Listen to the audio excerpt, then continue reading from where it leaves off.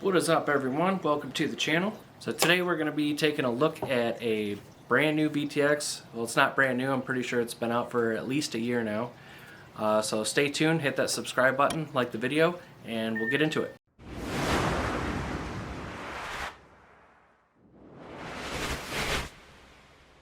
It's the Mamba Ultra VTX, or TX1000, I'm not sure.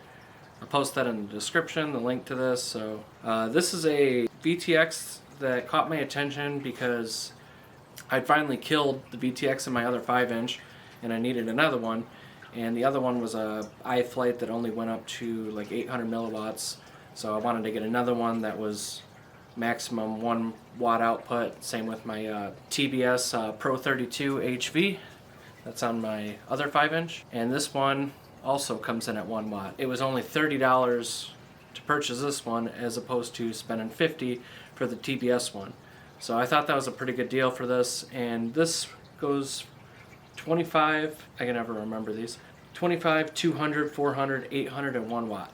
It's controlled with IRC Tramp. If you're running Betaflight 4.3, you could also easily go to the presets for this if you want the JSON file. So you could just find that all in a preset. You just click presets, VTX, scroll down to TBS, or sorry, not TBS.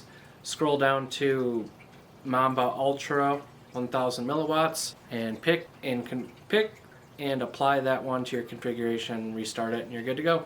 This comes in at 12 grams on the scale, so it's not too bad. But the entire thing is in this heatsink housing, and it just looks really, really professional. And they got your milliwatt powers back here on the back. It's MMCX connector. The only thing that kind of bothered me was that the only way to hook this up to your flight controller is to plug in a wiring harness right here that comes with it, which they send 2 of them with this, one missing the 5 volt and the ground. So if you're running this on battery voltage, you don't have to worry about the other 2 anyway. It's already pulled out. I even went as far as to take this VTX apart, and I recommend not trying that if you don't know what you're doing, because it's just a bunch of thermal paste in there to conduct the heat to your heat sink up here and dissipate it with cool air blowing past it. But there are no solder points that I seen, at least, to where you could wire up to this directly. The only other issue that I came across too was it is 30 by 30, and I thought that was appealing because I wanted to put it in my stack and lock it down on top of my flight controller. But with the corners that they have on here, I don't know if I was just doing something wrong, but my little nuts would not fit on here. So I ended up sticking this with some double-sided mounting tape on the back of the quad, so I ended up doing some rearranging, and I'll show you that real quick. So I ended up moving the pigtail to the side and moving my capacitor onto the pigtail and put in longer wires so that I can reach the VTX from back here. Put in a new pigtail for the antenna to the VTX. That's all good to go.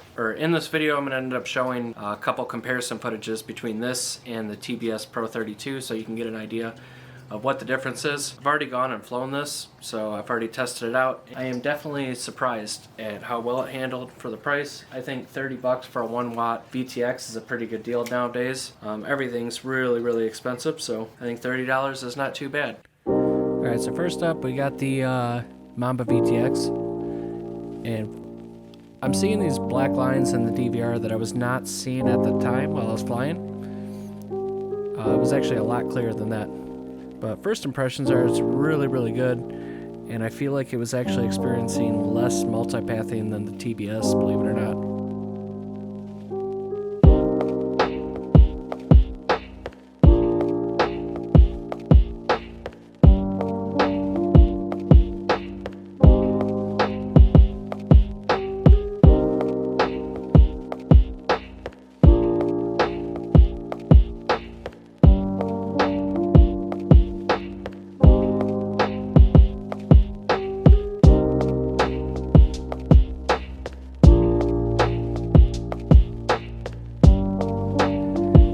Now we're moving over to the TBS Pro 32 HV, and you can see the video from the DVR is really, really clear. And while I was getting good signal, I did notice that the TBS VTX did have a much clearer image, but I was getting a little bit worse multipathing in some spots where the Mamba VTX was actually performing a little bit better.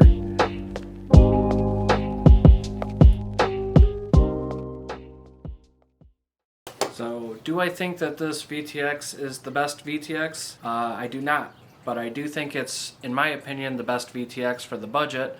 Like I said, $30 for a 1-watt VTX is pretty impressive. This is what it ended up looking like with the finished build. I ended up putting it on the back of the top plate right here, and just got some double-sided mounting tape on there, and it actually looks pretty clean. I do think it's a really, really good looking VTX, and this is actually my first product from Diatone. And I will say that I am very impressed with it, and I will probably be purchasing more of their brand of stuff. And yeah, I hope this video helped you out, guys. And if you are looking for a 1-watt VTX, considering everybody has their ham license, Diatone is definitely one to check out if you aren't looking to spend $50 on a TBS product. Though I will say that TBS is very, very good, but $50 is $50, and saving 20 of that is quite a bit. Hope you guys liked the video, and I'll see you in the next one. Take it easy.